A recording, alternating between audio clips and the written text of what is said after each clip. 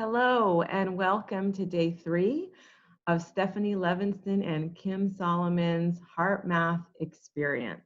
So today we are going to cover 3 different videos, and they will be on the topics of attitude breathing, intuition, and social coherence. I don't know about you, but I am intrigued. So take it away, Kim. Here we go. Hello, everyone. The best news of all is that feeling more regenerative emotions is attainable for each and every one of us. Let's shift from left to right on your inner weather report now, using the attitude breathing technique. Attitudes can create bundles of emotions. They can generate emotional undercurrents or background noise that affect our mood swings, the way we feel overall, and our relationships. The attitude breathing technique helps us instate replacement attitudes that are more effective and save energy. The first step is to observe what you are feeling. What emotional patterns and attitudes have you been experiencing today?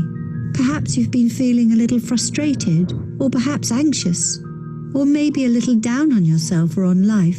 Whatever you've been feeling, it's okay. It's just time now to make a shift.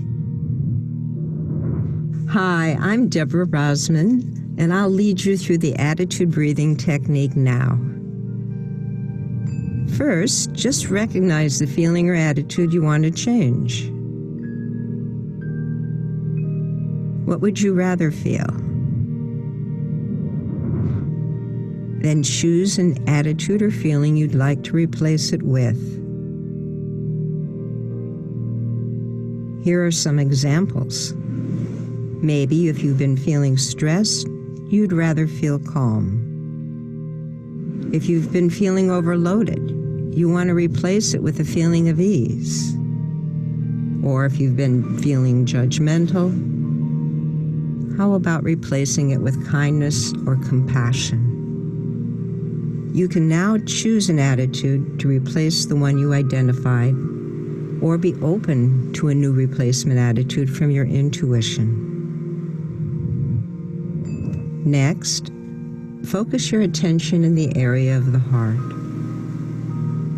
And imagine your breath is flowing in and out of your heart or chest area, breathing a little slower and deeper than usual.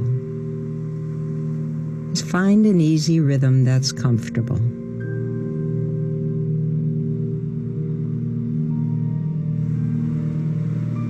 As you continue heart-focused breathing, practice breathing in and increasing the feeling of your new replacement attitude.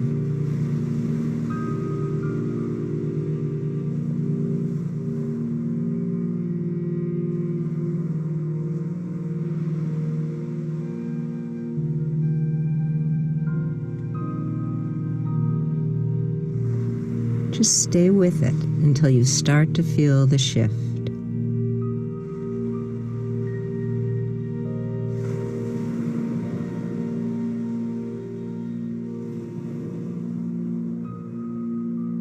Now practice maintaining your new attitude and perceptions as you move through your day-to-day interactions. Use attitude breathing on the go and to reset your replacement attitude if it starts to fade. Here are the attitude breathing quick steps. Recognize the feeling or attitude you want to change. Breathe in a replacement attitude or feeling. Practice maintaining your new attitude and composure.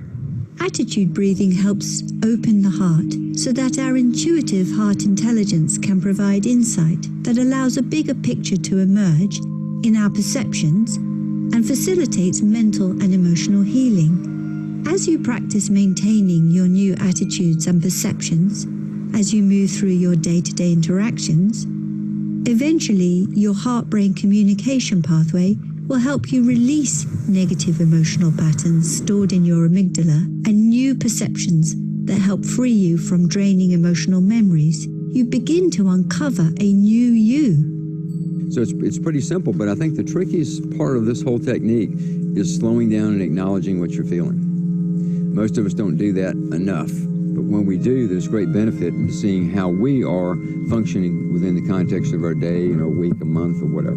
When I had post-traumatic stress and I first started using Heartmath, there were times I had to do the tools every 2 minutes because my nervous system had a baseline of trauma and hypervigilance. But once I learned attitude breathing, if you think about attitudes, if emotions are a flow of energy like a river, each time I use a Heartmath tool, I might be taking one bucket of the river and putting it in another direction. But when I change an attitude, that's like rerouting the river banks. It changes the entire emotional flow. So this morning, for example, I was working with just an attitude that life itself is a gift. And breathing that attitude as I'm preparing right now for a major surgery, it changed my attitude of fear and apprehension moving into this big life event into what a gift the surgery itself is and how that's going to improve my quality of life. I didn't have to micromanage every little emotion in talking to all the surgeons today. I could instead just change an attitude and the emotions automatically followed it. So it's a very efficient move to change an attitude. Heartmath allows kids a choice point.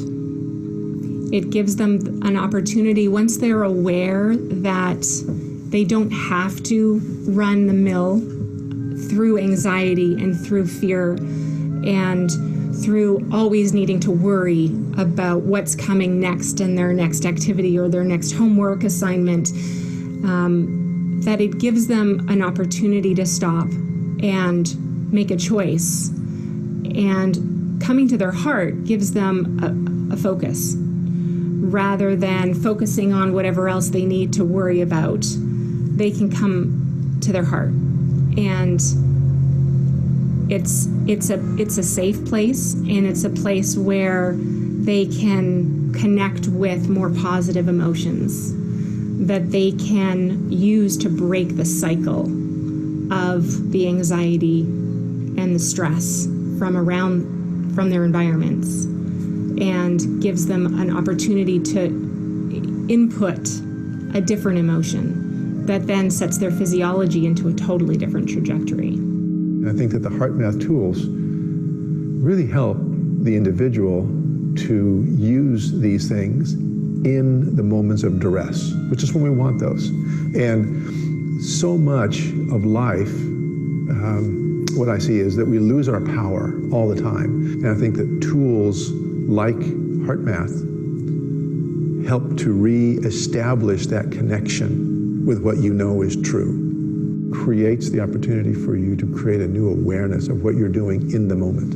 And are you really in the moment? And recognizing that you're in the moment also helps you to recognize that you're out of it. So can you come back to the conversation? Can you come back to the internal conversation? The huge difference that Heartmath has brought to me in my profession is that I'm able to use these tools in real time. That is the magic of these tools. So eyes open, I can really be in a beautiful heart space with my patient. And if I'm being challenged, if I'm starting to go into the effects of stress, I can actually bring myself back and by focusing my attention on my heart and think much more clearly and communicate much more effectively with them. So it's really shifted how I practice and how I communicate. So with these tools, you can elegantly navigate away from states that you are less favorable, like depleting emotions, to more rejuvenating, renewing emotions, and to think more clearly and just be a better person that we all want to be. We actually clear the slate and we come back to a neutral balance, and that gives us more choice in the moment, gives us a pause to be able to say, okay, what do I want to do now? What is the best action or perception for this situation? And having that ability to take charge and pause in the moment and pause our physiological reaction really saves a tremendous amount of energy. At the beginning, it may seem hard or discouraging. Yet with practice, you can learn to recognize your heart's intuition. Our heart is wise, and it speaks to us in numerous ways. If you can build the habit of practicing techniques like attitude breathing or quick coherence whenever you start to feel stress, you will gain immediate benefits. If you commit to practicing these techniques at least once a day for the next 6 weeks, you will build resilience and have more resources to face the challenges of our everyday life and enjoy a richer and more nurturing experience. 6 weeks is the time that it often takes to anchor in a new habit, to create a baseline shift in your emotional responses to life, a new neural pattern. So it's worth committing to a simple practice that doesn't take much time, but is very effective.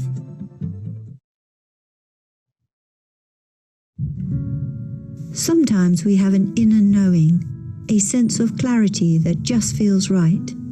It is often just a delicate, quiet, or easy feeling that offers direct perception, answers that seem to come at times out of nowhere, or a very tangible feeling about what you should or should not do. In essence, this is what many people call their intuition. These intuitive feelings show up in most people's lives from time to time. Random events that we remember as special in some way. Perhaps right now you can remember some intuitive experiences in your life. What if intuition need not be so random and fleeting? What if we could make practical intuition a normal part of our lives, something that we can access more often and more easily? With a little practice we can. Heart intelligence, heart coherence, and intuition are linked and work together.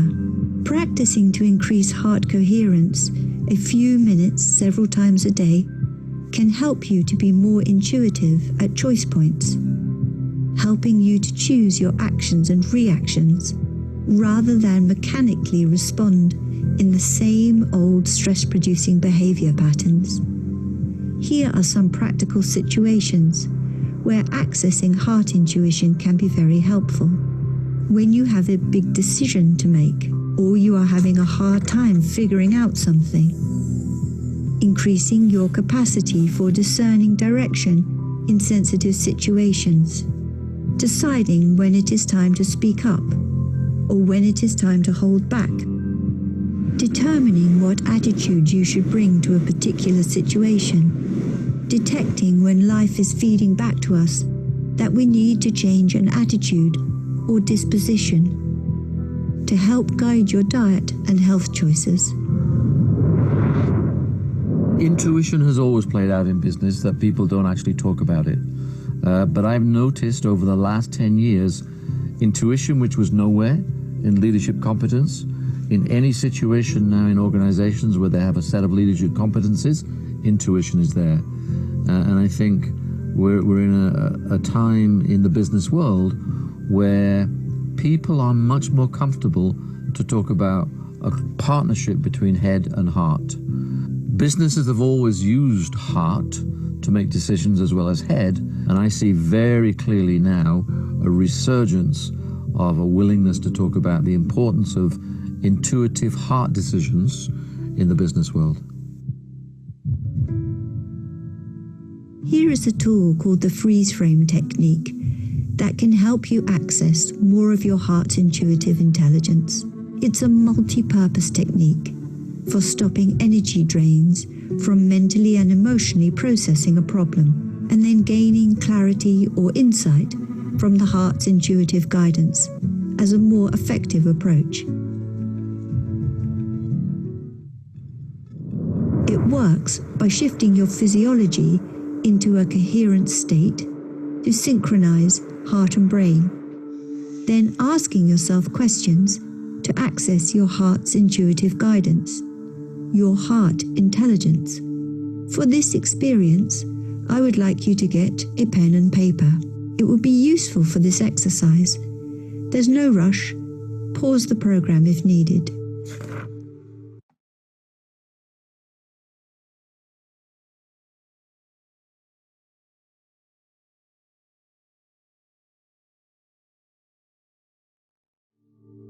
I'd like you to think of a specific situation that you feel has been difficult to solve these past few days.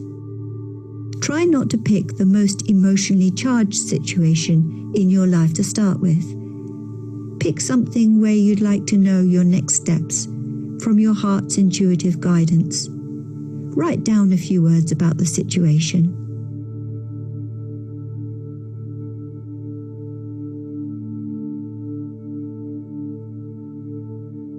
Then, under that, write down how you have been mentally and emotionally feeling about the situation.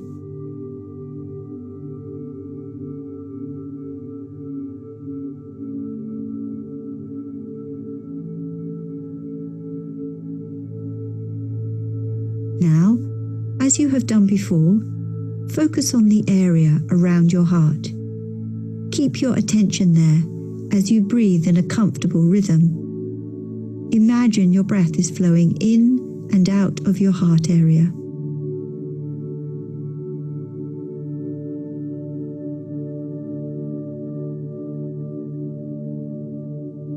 Make a sincere attempt to experience a regenerative feeling, such as appreciation or care for someone or something in your life. Remember, don't try to simply visualize it, but rather to feel it fully, re-experience it.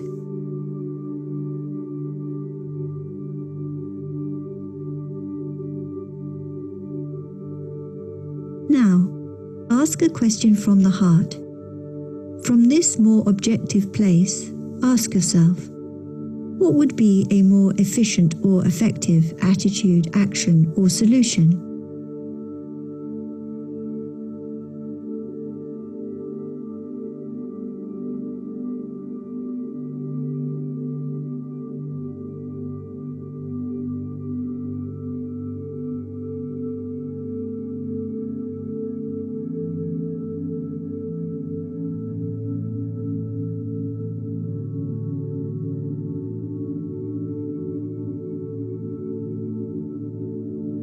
Listen to the response of your heart. Quietly observe any subtle changes in perceptions, attitudes, or feelings.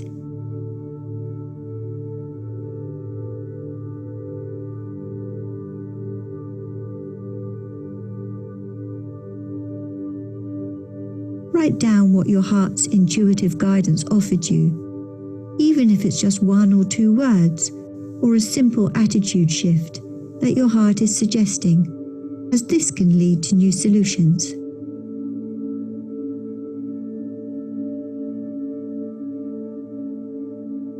Commit to sustaining beneficial attitude shifts and acting on new insights.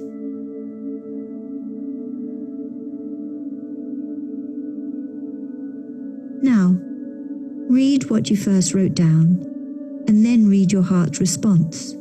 Which is more intelligent? We suggest you do the freeze frame technique in writing until you get comfortable with it, and then you can use it more casually to help you gain the intuitive discrimination you need for making choices and decisions. It will work for you if you work with it. Here are the quick steps of this technique. Acknowledge, heart-focused breathing, activate a positive or renewing feeling, ask, observe, and act. The major benefit that freeze frame gives me is, when things are going all over the place and things are, going wrong, we're in this sort of emotional turmoil. And the biggest component around the freeze frame is to sort of shift to that coherent state. And when you're in that position, that allows you this deeper wisdom, this perspective, which, at the very least, just calms your nerves. Though a lot of the times I've been able to really access some deep, profound insights on what to do next. It's my favorite because it really embraces, I think, the essence of what Heartmath is about. So it allows us to get into a more coherent state, physiologically speaking. So we're sending a different coherent signal to the brain. But it also has in a step where we ask our heart for its intuitive guidance. So now we're accessing that larger part of ourself to get that flow of intuitive information from that larger part of ourself that often brings in solutions for out-of-the-box thinking.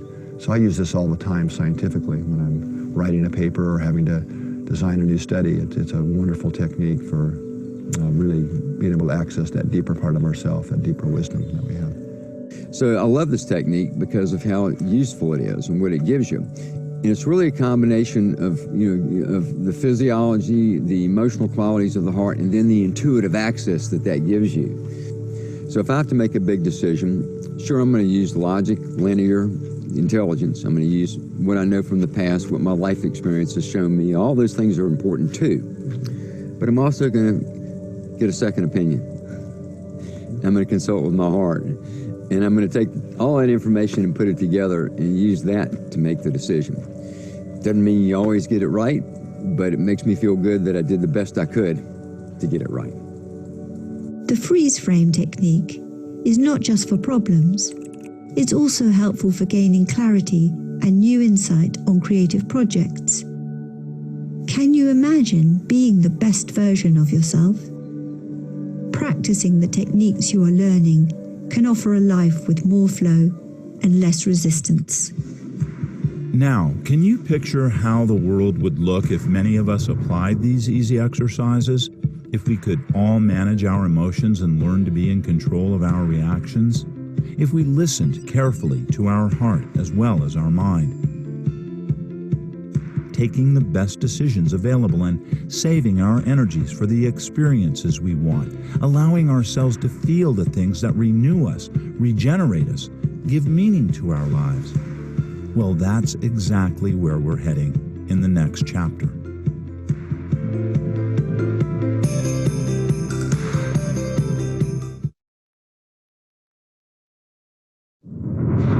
You've been learning to make a deeper connection with your heart and increase coherence. Now, let's explore what could be possible as more and more people make a connection with their heart's intelligence and then come together in cooperative ways.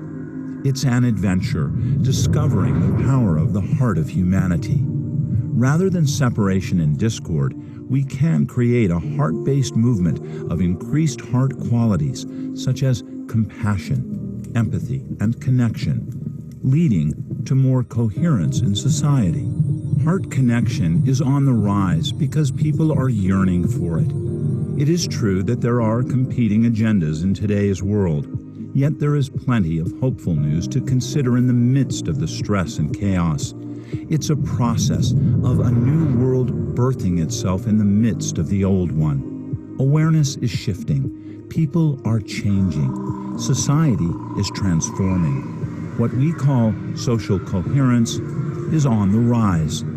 Social coherence has to do with the relationships amongst the members of any group. So this could be a family, it could be a work team, a whole company, or even cities, even countries, ultimately. Coherence has to do with how harmonious are the relationships amongst the parts. So in this case, say a family would be the whole family.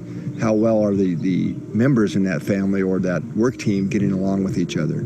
Ultimately, it really relates to the emotional connections between people. And this allows for good communication and cohesion of collective action at the family or group level when we're more coherent.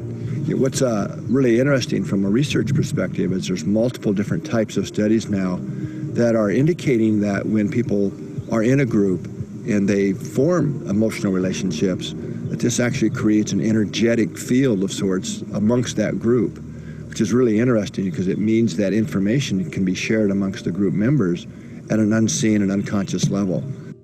We were 54 people, and we met to set a new Brazilian record, building a formation during free fall. And this usually takes about a week, so we spend a few days together, making a few attempts. And all the athletes have all the skills to actually make the record happen. But in the first couple of days of attempts, we were not quite getting together in free fall. There was a little bit of rush and some stress, and people were not really getting in sync. Yeah, in the third day, I was feeling this kind of feel. You weren't in sync. So we are all ready to go. We are going to the airplane, and then I call everybody, hey, stop. And then all people look to me, what's going on? I say, come on. And everybody stands in front of me. And then I use one technique that we learn here with Heartmath, quick coherence for 5-6 minutes. And then when I felt the field, the energetic field was kind of quiet. And then I felt, okay, we are ready to go. Coincidence or not, that jump, we made it. We made it. We broke the record. Yeah, we broke it. Yeah. It's amazing. Yeah, and the cool thing about it is that we could feel it in the air, the quietness. And when we landed, like a bunch of people, like they didn't really know what André did, but they said to us like, wow, we could feel the quietness, and we were in ease. In flow. In flow. Everything was kind of slow mode. It's perfect. And those electromagnetic fields being created, produced by the heart, when you choose to get into your purpose and create a coherent signal, it changes the environment. And so what happens is someone who is sitting and they're having a really bad day, or you might notice that they're super sad or they're feeling dense, is your literal broadcast of the heart can help uplift them. And what happens is it creates this beacon of hope. It creates this almost a sense for others like, hey, this is possible. We need to rely on each other now more than ever. We need to open our hearts to each other. We need to approach these situations with everyone's collective interest in mind, not just our own as the individual, not just our own as a part of a group or even a nation. We are a collective consciousness, and we need to start acting like it. And that is where I find hope. Coming from a 30-year law enforcement background, I've seen every kind of type of violence there is out there, and I would love to see a world with less or no violence in it. I know that may sound like a pipe dream, but I think it's possible. Commit to changing ourselves, have that emotional self-responsibility, and I think that will ripple out to the world in a profound way to help see those changes come about. So the potential of social coherence, once we understand the physiology for the individual, for the family, for the workplace, and we begin to use techniques that actually help us activate that coherent communication, that help us shift and lift each other's vibes, we can do that and see what outcomes we create together that can be not only harmonious, but solve a lot of miscommunications and a lot of social problems. It's worth playing with. Social coherence enables a collective heart intelligence that helps raise the vibratory rate of the individual's and the group's energetic field.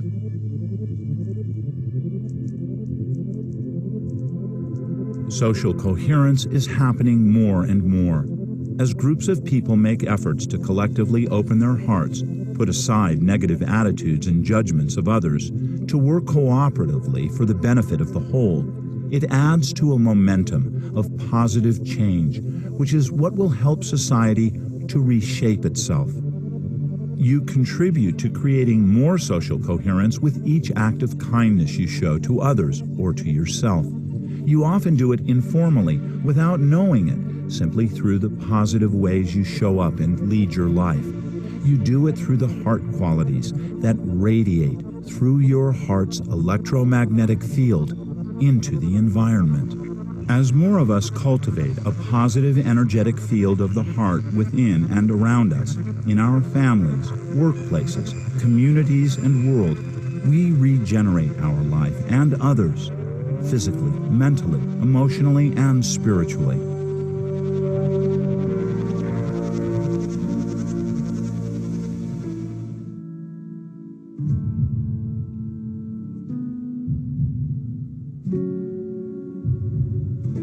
We're going to experience one more Heartmath technique, called the Heart Lock-In Technique, designed to help amplify the power of your heart qualities and intentions and the radiation from your heart's energetic field.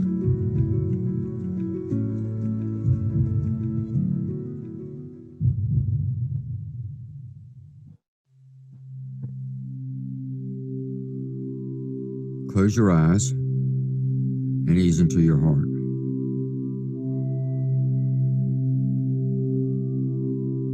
Focus your attention in the area of the heart. Now imagine your breath is flowing in and out through your heart or chest area. And breathe a little slower and deeper than usual in an even rhythm. Do that now if you would.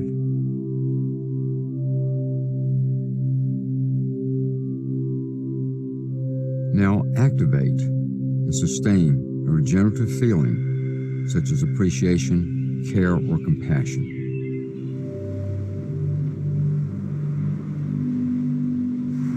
Perhaps you can recall a memory of when you really felt good inside, when you really felt connected with your heart.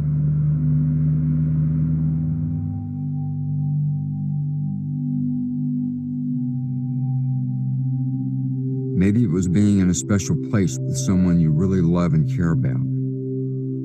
Maybe imagine yourself right now with a pet you love, or in a very special spot in nature.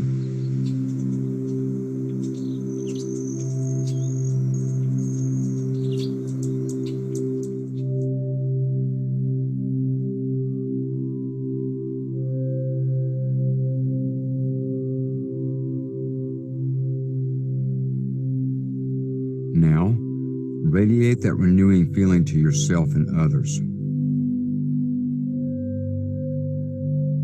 Just let the feeling expand and radiate to every single cell in your body. Imagine it's renewing and energizing you.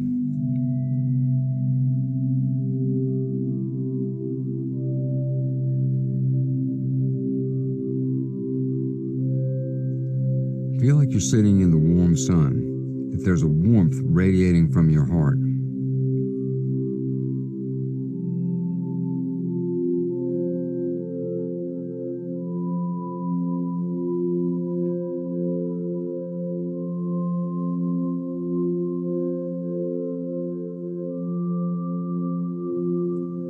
See this warmth permeating all the different cells in your body, permeating your mental and emotional nature, providing a sense of renewal from the warmth and beauty of your heart.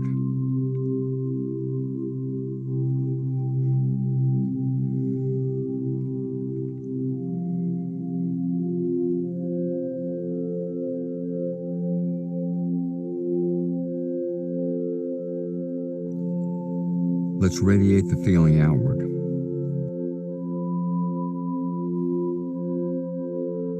You might want to start by just radiating care and compassion into the environment that you're in right now, filling that environment with a warm, energetic feeling from your heart.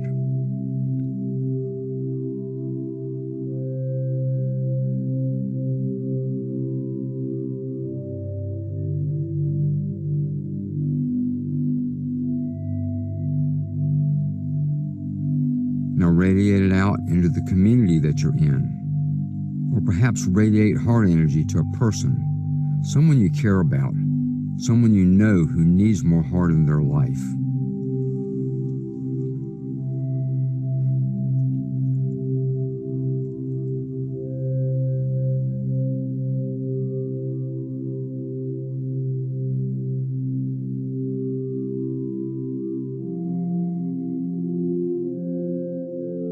Now, expand it and radiate the feeling to the world, to humanity itself, or to an area on the planet in need of more of your heart's compassion. Just feel a gentle radiation coming out from the core of your heart, streaming through your being and the environment, and then out to humanity.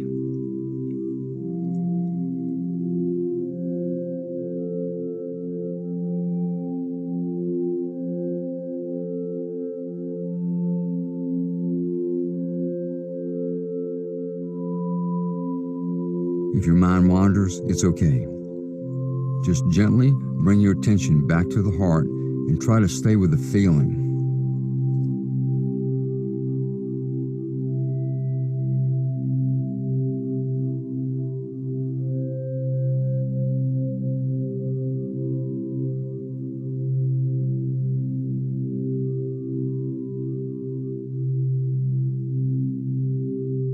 As you practice this, eventually the heart energy you are radiating will lock into a flow towards your highest intention.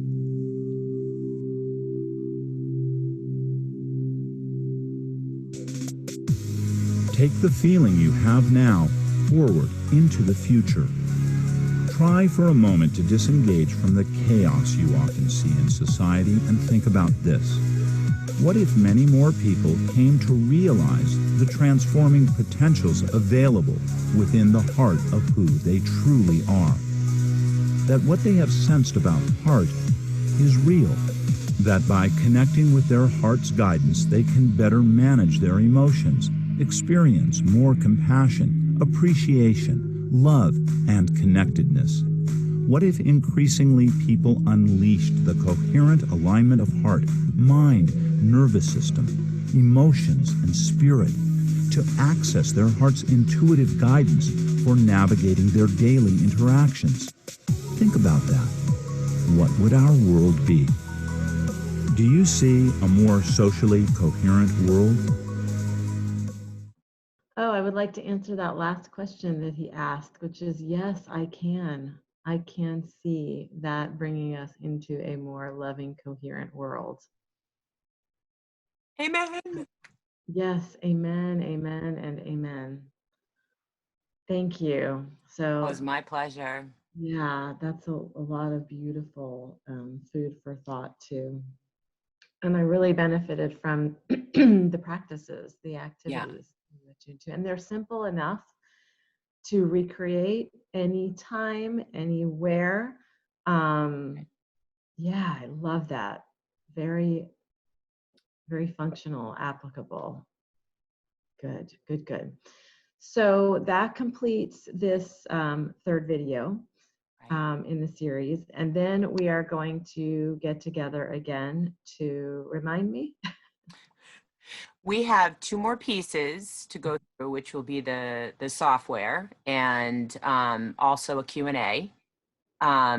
So that we can do in our next session. Perfect. Awesome. Thank you, Kim. Thank you all. My pleasure. And we will continue to learn together in our next video. Take care.